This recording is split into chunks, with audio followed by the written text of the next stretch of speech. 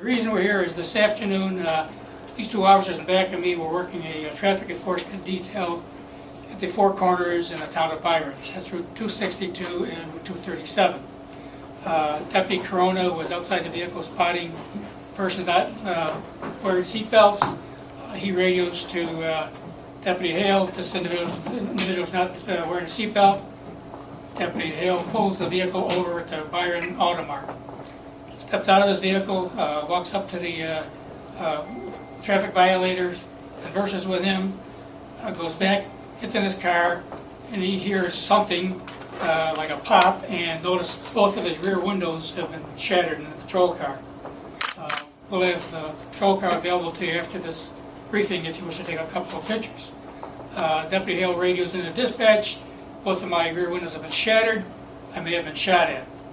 And when Deputy Corona, who was right in the air, drove across the street to give cover to Deputy Hale, he looked up at the Byron Hotel and noticed a window open up on the second or third floor. And so Deputy Corona covered that window while additional units arrived, including members of the New York State Police. We set up a perimeter.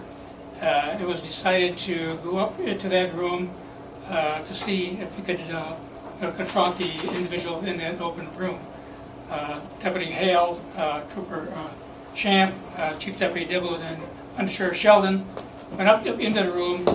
They knocked on the door. Sheriff, yes. The individual who was in the room, he was alone in the room. He was identified as David Michael O'Connor, age 55. He resides there in room 3 of the Byron Hotel. Went back to the vehicle to run his information, ensure that he did in fact have a driver's license, at which time when I was waiting for the response to the computer, that's when I heard a loud pop, and the two rear windows of my patrol vehicle were laying all over the back seat.